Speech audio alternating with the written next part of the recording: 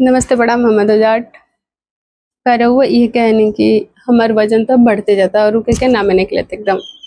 और अगर हम हवा भी पी ली ना तो हमार वजन सट्ट देना पड़ जाला।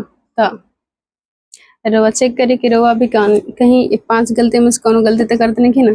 चलिए पहल का अनवांटेड स्नैकिंग मतलब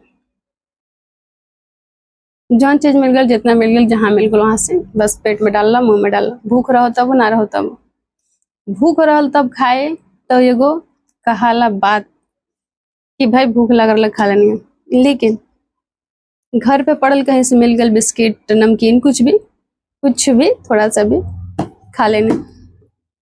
दोस्त यार कहीं बैठा गए लो अरे चलना कुछ थोड़ा नमकीन वमकीन खा ले जा चाहे कुछ भी हेल्दी चीज भी खा लेने।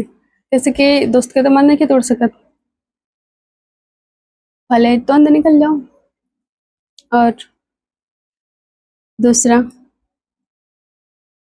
टू मच एक्सरसाइज मतलब भाई हमरा के होता तो के वजन कम करे के बाद तो अपन अंदर ले जाएगा बा वो कहते हैं हमारा चाहे हड्डी न टूट जाए। और खूब एक्सरसाइज करे खुद खुद करे के बाद जितना आदमी करा वो तो करे जितना करा उतना करे के बाद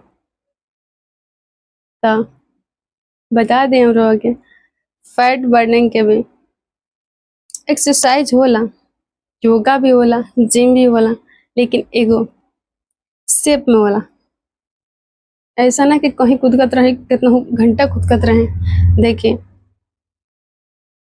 रोवा अगर और फोन के स्टोरेज 100% तक ही बा बैटरी के तो रोवा एक पॉइंट पर दिखने की बढ़ा सकत एक चार्ज के बैटरी कब होना जाए किसी के 100 होकर लिमिट बा।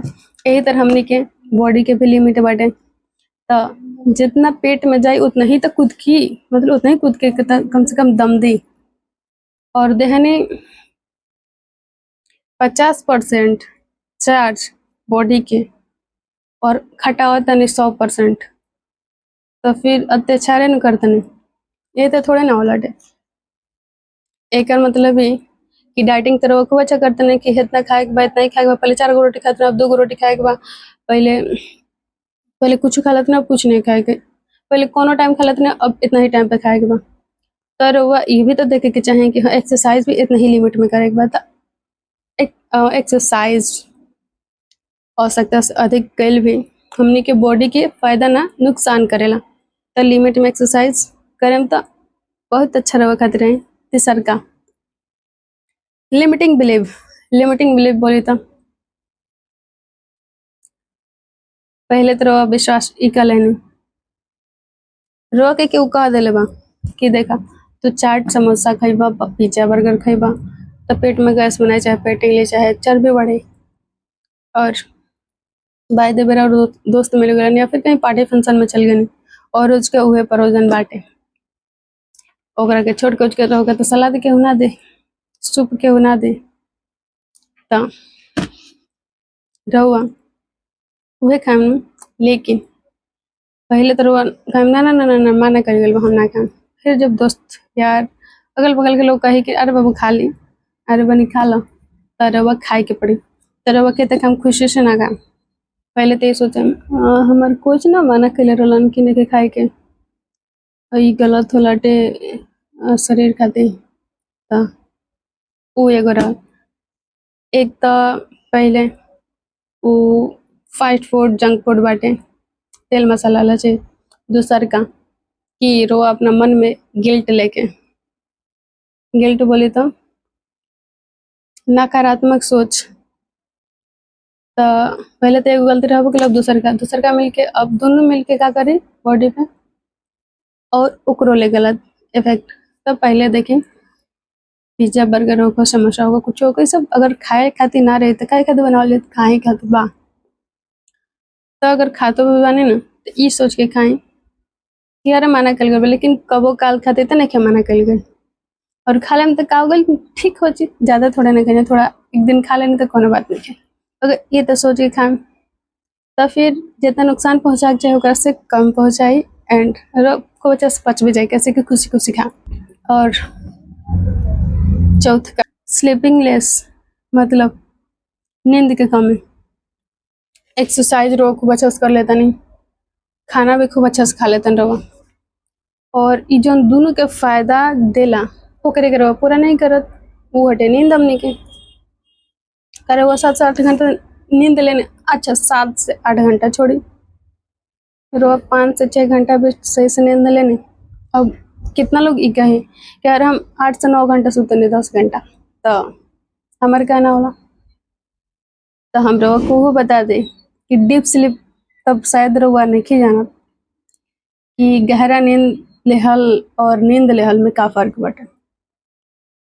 जन 5 से 7 घंटा रात के जो नींद होला ना, 10 से लेकर 4 तक, या फिर 11 से 5 तक, या फिर 11 से 4 तक ही, यही तरह एक के सुतल सुबह उठल तो ओकर एगो एगो दिन में 1 घंटा सुतने फिर उठने, 2 घंटा सुतने फिर उठने, 4 घंटा सुतने फिर उठने, तो वो तरह अगर वो गिनत है तो इन वो क्वालिटी ना, वो क्वालिटी ना क्वांटिटी, मतलब फायदा वाला ना बस गिनती वाला बने।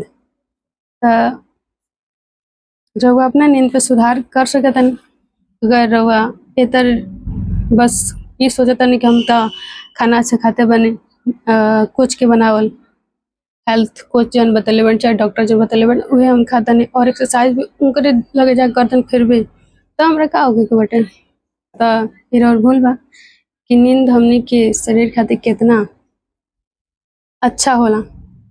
रात के दौरान हमनी के दिन भर में का खले जा का अपना बॉडी खातिर कले जा उहे ओजी के फैसला होलाटे कि जौन शरीर खातिर चाही उ अंदर एब्जॉर्ब कइल हर बॉडी हर पार्ट हर खून उन में, और जौन अच्छा ना रहल तो तो सुबह रो पास करने लैट्रिन में, तो नींद के इहे काम बाटे। अब कितना लोग ये भी देख लो कि रात के नींद ना जब पूरा आयल ना, सही से नींद ना आयल तो सुबह का पेट भी साफ ना होलाटे, तो ये तो सर्कल चलत रहेला। तो रउआ नींद के हल्का मत ली। और 5वां last, eating late at night, मतलब रात के खाना लेट से खाए। हमनी के पूर्वज जौन रहे उ कहत कराए खात भी रहे, और हमनी के उ कहने जा अभी बात कि हमनी के जौन पहले के लोग रहे ना तो बहुत अच्छा से खात पियत रहे, कैसे को ओकरा घड़ी ना रहे ना कि ड्यूटी से 8 बजे छुट्टी हुई तो 9 बजे घर जाएम, तो घर जाएम तो नहाएम हम तो 10 बजे खाएम, 11 बजे 12 बजे सोते, ये सब ना रहे। और पहले के जौन घर रहे सूर्य ही घड़े रहे, जब उगो तो कुछ आदमी बोलो, जब बीच तक पड़ो तो क्या दोपहर लोग बोलो, जब समय मतलब सूर्य डूबे चलो तना के सजलाओ का लोग कहे लटे। तो पहले के जौन दादा परदादा हमने के बीत गए उ सब हेने सूरज ढलल ना कि हेने खाला, और उहे सबसे बेस्ट टाइम होला हमनी के खाना खाए के, जैसे कि वो टाइम जौन हमनी के पेट में के पचावेला अग्नि जौन होला ना उ तीव्र होकर गए थे, टाइम खाए में तो खाना बहुत आसानी से पच, और रात के जौन टाइम होला उ सुते के टाइम होला।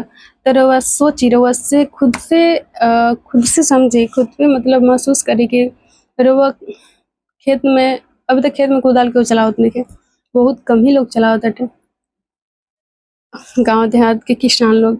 हम भी किसाने हैं, किसाने की बेटी हैं। तो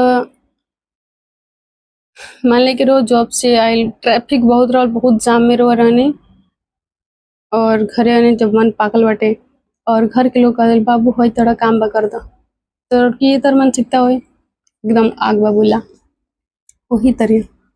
तो समझू तो हमने के दिख जाला और अपन जन गुस्सा दिखाने, लेकिन हमने के जन पेट के अंदर होला तो हमने के ना देखे जाने जा।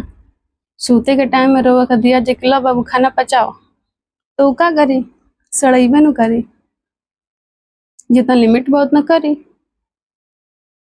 और जितना नहीं उतना छोड़ दी ना तो उ सड़े, तो सड़े तो गैस बने, सुबह पेट साफ ना हो, सर दर्द करे, स्किन पर झुर्रियाँ आए, पिंपल वगैरह निकले, तो आदमी क्रीम खोज के लगाए, क्रीम से गोर हो जाए, फिर बाद में उहे हो जाए। तो देखिए इस सब जौन बाटे तो अगर एक गो पॉइंट समझावल जा तो बहुत बाटे। देखिए रउआ बस ये करे कि खाना खाएं, खाना खाए खातिर बनावल गइल बाई देवे कहीं कबो पिज्जा बर्गर, चाहे पिज्जा तो हम रिकमेंड पिज्जा मोमोज रउआ के रिकमेंड करेम ही ना, लेकिन बाई देवे अगर कहीं मिल गल तो छोड़ाऊ के ना कहें खा ले, मिलता था लेकिन खुशी से खाएं। अब ये भी ना कि रवा दूसरा के अब पीछे रख ले रहे कि हाँ इनकर मन ना टूटे के चाहिए और हम खात रहे, तो ये गलत बा। ओके। और जौन रवा सुतत तनी रात में तो रोज 4 घंटा के भी 5 घंटा के भी नींद लेते न, तो प्लीज उतना ही अगर वो पास टाइम बटे तो सोते से 1 घंटा पहले, 1 घंटा ना ना तो कम से कम आधा घंटा पहले अपन फोन दूर रख दी, और सोते से पहले 1 मिनट खातिर 2 मिनट खातिर रोज जाना भी देवता के करे नहीं माने नहीं, ओकरा के जरूर प्रार्थना कर ली। अच्छा है दिन के दौरान जौन भी रोज साथे अच्छा भइल बा न ओकरा के धन्यवाद कर दी। और कुछ ना, अगर इस सब कर में रौरा बकवास लागत बाटे तो कम से कम रउआ कोनो किताब पढ़ के सुत जाई, उतर मन शांत होलाटे। अच्छा रउआ ई लागत बाटे कि हाँ हमरा मन में बहुत सारा टेंशन चलता, कॉपी कलम उठाई, जौन मन में बात चलता तो केहू से नहीं कह सकता, कॉपी कलम पर लिख डाली, उससे मन हल्का होला और नींद बहुत अच्छा से आए। और एक्सरसाइज रउआ कोच के संपर्क में रह के करेम तो बहुत अच्छा रउआ खातिर रही। अरे का 2-4 पैसा खर्चे न होई, कम से कम रउआ हड्डी तो ना जाए। और विश्वास उहे भाई कि रोज जौन करतन जौन खातन पियतन बस ओके के अच्छा महसूस करके खाएं, नहीं तो रो फल फ्रूट भी खातन न और ई सोच के खातन कि हमार ट्रेनर बोलले बड़न तब खाए के पड़त बाटे, तो वो भी रहो काम ना करे। और अगर पिज्जा बर्गर भी कबो खा लेतन और ई सोच के खातन कौनो बात ना,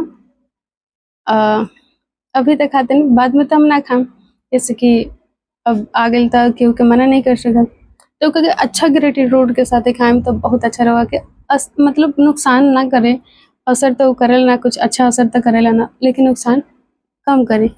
लास्ट जौन रात के लेट से खाना खातन तवना के कम से कम ई करे। अब देखी पहले के ज़माना में आज के ज़माना में बहुत फ़र्क बाटे, तो हम ही ना कम कि 7 बजे चाहे रोज 6 बजे खा ले, अगर टाइम बा तो ज़रूर खा ले। और अगर वो जॉब पर्सन बानी तो ऐसा करे कि घरे तक केहू ना केहू हो तो खाना बना ले प्लीज 7 से 8 बजे तक। और जब वर्कर लोग आवत बाटे अपना ऑफिस से अपना काम से जब घर लौटत बाटे तब बस आए घर में बुलाएं, बोल दे हाथ पैर धो के गलाला वगैरह हर चीज करके फ्रेश होके, मतलब और कुछ ना, बातचीत बाद में, कल के प्लानिंग बाद में, जौन भी चीज होता बाद में, बस पहले खाना खाएं। और खाना खाए भी मतलब ई ना कि हाँ 8 बज गए बा तो 8:30 बजे ले चाहे क्या कहला 5-10 मिनट में खा के खत्म कर दे। देखिए अगर वो 5 गो रोटी खाते हैं और समझिए अगर 1 गो रोटी के भी ताकत नहीं मिला तो खैला का फायदा। ई हमारे कहने का मतलब ई बाटे कि देखिए जौन रोज चबा चबा के 2 गो रोटी खाएम न ओकर फायदा ओकर असर एगो अलग ही होई। कैसे कि पहले तो रवा लार में मिलता, लार में मिली देखी बोले लगे अगर अपना मुंह के तू मेहनत करेबा तो आंत के मेहनत ना करे के पड़ी, अगर दांत से मेहनत करेबा तो आंत के मेहनत ना करे के पड़ी। और समझिए अगर वो 5 गो रोटी खाता नहीं, 3 घंटा खाता नहीं, 4 घंटा खाता नहीं और बस 5 मिनट में खत्म कर लेते नहीं, तो वो समझी तो का कहे वो बस पेट भरल कहे ना कि बॉडी खातिर खाना खाई कहे। तो खाना खाएं, चबा चबा के खाएं, भले जल्दी से खाए के बा, मतलब बहुत कम टाइम बा और बस खा के उठ जाए के बाद तो देखी रवा 2 गो रोटी खाएं, लेकिन ऐसा खाएं कि रवा देह में लागो। हम एगो हेल्थ कोच होखला के नाते हम रवा के इहे कहें, बाकी हम रवा के घरे आके तो देखा था कि अगर रवा चाहत नहीं पर्सनली 1-to-1 हेल्थ कोचिंग खातिर तो रवा कमेंट में जरूर बोल सकत नहीं, हम जरूर संपर्क करें, हमारी टीम जौन बा तौन संपर्क करे। धन्यवाद, ख्याल रखिए अपन। जैसे कि स्वास्थ्य बा तो सब बाटे, स्वास्थ्य नहीं किए तो कुछ नहीं किए। यहाँ तक कि सच्चा साथी कोनो रिश्ता ना होला, और रिश्ता के हम ना भी नहीं कहते, रिश्ता भी बहुत मायने रखला, लेकिन जब बीमार पड़ी तब जौन लोग साथ होला तौन सबसे सच्चा होला। लेकिन अगर हम बीमारी ना पड़ी तो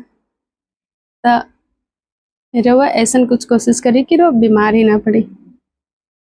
अपन सेहत की ख्याल रखी। सेहत बा तो सब बा, सेहत ना तो कुछ ना। धन्यवाद।